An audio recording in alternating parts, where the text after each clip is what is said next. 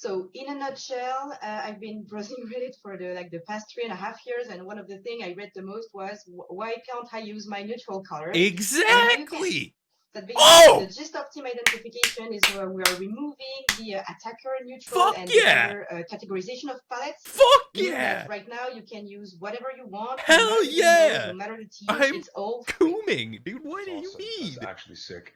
That being took said, them fucking long enough. Obviously, it's the best fucking thing they've added. Colors maybe as a way to identify your teammates, and I'm sure you guys have seen that through playtests and stuff That's like big. that. So, big if true, and it is true. That's being done to kind of compensate for this added benefit for the players. Like, would have been sick if it was done like of course. At the very beginning, we had 3 years ago or something. Attackers orange, and we had defenders blue, and we realized that when you had some kind of oh my god, my fashion boner has grown immense. Weird. Or you could think that someone was an I'm so happy. Because I'm so happy. Your color, but in fact no.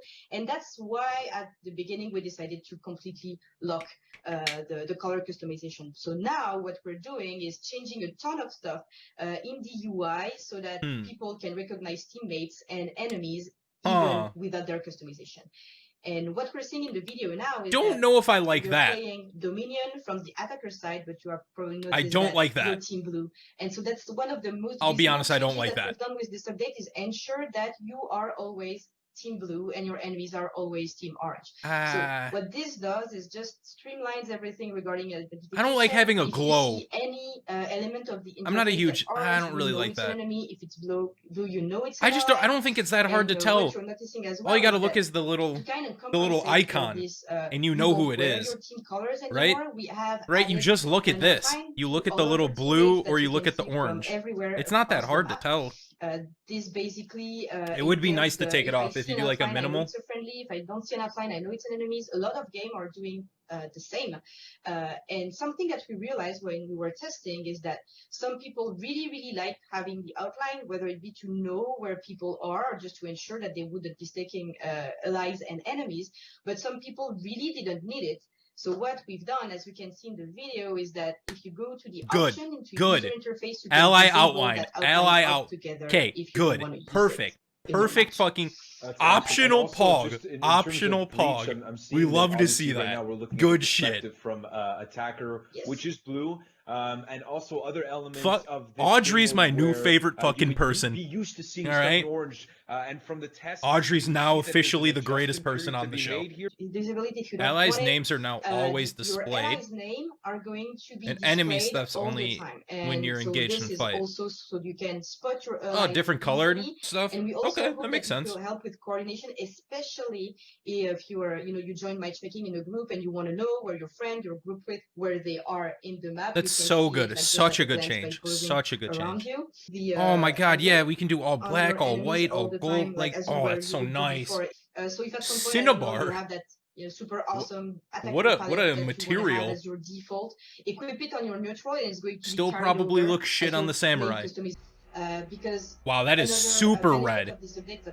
That is kind of cool, to be honest. That is super fucking red.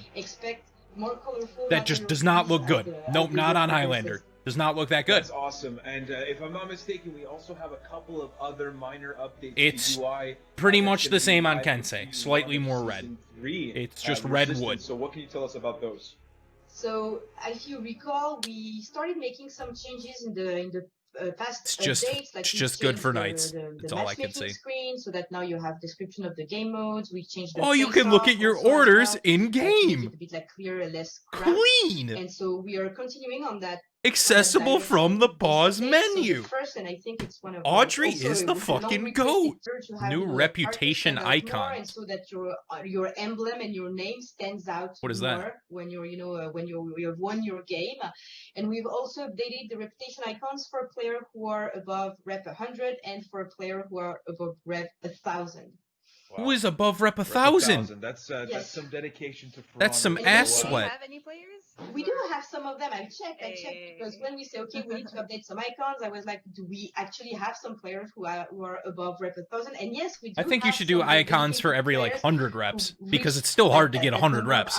Like, bruh, I got 3K hours on that game and I only have 300. Dude, just put Audrey on as the only person. Okay, please be a Dominion map. Please be a Dominion map. we're here with Alex Voyer, level artist Alex, please don't do me dirty. Please give me a Dom map. Talk about today, but first and foremost, okay, never mind. I got it wrong, dude. I fucking suck. I am really good, actually. I'm super excited to be here. It's not every season that we get to present a brand new map to you guys. Yeah, that is correct. And so speaking about this new map called the Belvedere, this is a new Wulin Arena map. What can you tell us about it specifically? And, what was the plan with this one? Okay, well, there's a lot to say but about it's this Duels. Well, that looks sick, though. It's the new Wulin Arena that will complete the roster of all of our training maps. It's set at the foot I thought we were. I thought we were gonna be in the little like fucking canopy shit. Really I would have been sick. Lake filled with landmarks here and there. Everything was created from scratch. We have new assets, new textures. It looks really phenomenal. I agree. Really it does look good. What can you tell us a little bit about the lore? Actually, Clarissa, I think you have like it does look nice, we could share but I want a Dom map home just to get a little bit of the context as to what we're doing in this map. Yes, so we do have a map description. Here it is. Some lore surrounded by water. That's fucking chill. Unearthed ancient scrolls about architecture and started to build. That's some good looking water too. The Wulin tradition. I'll say that. Pretty good looking water. Good reflections. Gardens and sophisticated pavilions of these palaces. One may discover a Belvedere, a scenic arena that is primarily used for mock fights and the training of elite warriors. This looks like you like train some like Shaolin fucking monks here, dude. Is that it? And we're actually gonna say goodbye to you. So thank you again. If you want to say a couple of words to the folks back at home.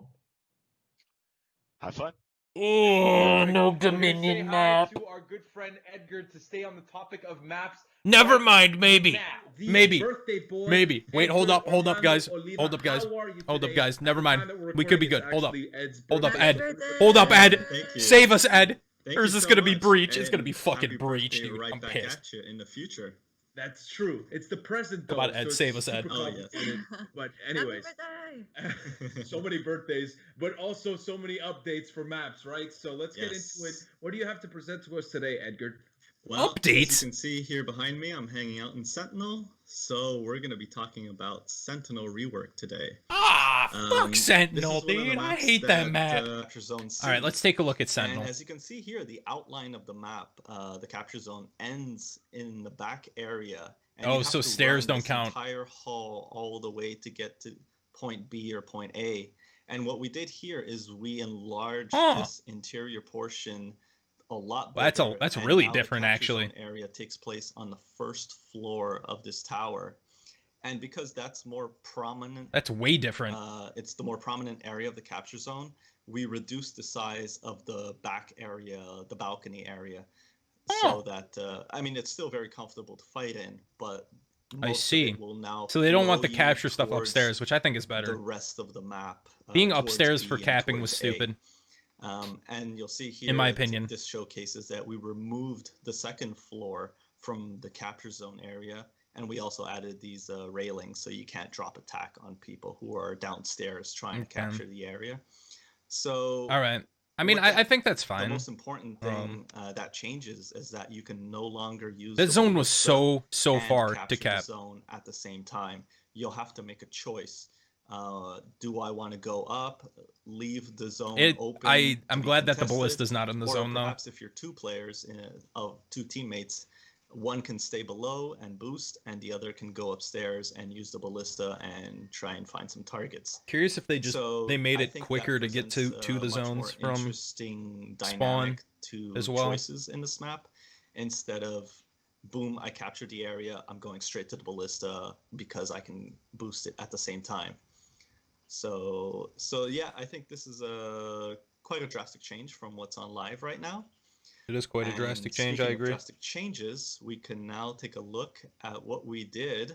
Here you see the ballista in the middle and these two boring towers on the sides. And what we did was, boom, we Zipline Gaming. Okay. So boggers, dude. I'd be zipping. Two very important uses. One being that if you're on big the zip second floor, imagine sniping you don't someone. have any target to shoot at, on a zip line. You don't have any easy means of going anywhere else other than downstairs back to definitely helps you traverse the map a bunch. Already in. So now we allow you to move very quickly from the ballista to other parts of the map. Let's say if you don't have any targets to shoot at anymore. And also the other area in which these come in handy is that since we now pushed the capture zone outline all the way to that exit on the first floor, the opposing ballistas could easily predict where you're going to come out of. But because now we added 2 zipline exits, the opposing ballistas will have to ping pong their targeting between those different areas to kind of guess where you might be coming out of. Yeah, I really like the zip lines too because I think they also added a night version of Sentinel, like a dark version. To decide, it looked like that well, from the pictures in the beginning. Ballista, okay, I won't be trapped here anymore, so now I can either fight them or I can just use the zip line to get out really quickly. Exactly. And also it helps promote map rotation because they'll be able to travel faster from point C to mid and then etc. from there. Exactly. So I think there'll be a lot less camping of areas that you're in, and yeah, like you said, promote those rotations. So much like the Warmonger here, who's running over to A, let's go take a look at the changes we made. Let's take a look at point A. Let's take a look. So this is one of the smallest capture zones in the entire game, I would say. It is pretty small. One of the most dangerous ones too, because of the ballista and the ledge. And what we did here was really put a little brazier that space in the middle, in the back. Okay. And we doubled the width of those stairs. Those are some thick stairs. They got some chunky stairs right there. That was really somewhat useless, and so that allowed us to really take advantage of that space. That is better though. I think for the capture zone. That's a better design of the capture zone, which also allowed us to more zip lines. A braziero in the middle, which not only serves as a critical landmark, but will also provide you with cover from ballista fire if you're standing behind it. So positioning yourself. Stairs got some cheeks on my life. Yes. I learned that word. So that's the word I learned that word when I got on For Honor, and yeah, it doesn't seem to be a word many people use. Until now. Yes. So yeah, I think it'll be a lot more interesting in terms of positioning yourself, and and this new revamped capture point A will also be there in Duels and other game modes. So speaking of which, we can take a look at Duels. So these changes we made to this top portion of the tower area, which was unique in Duels. There was a trap floor that would open up in between both characters.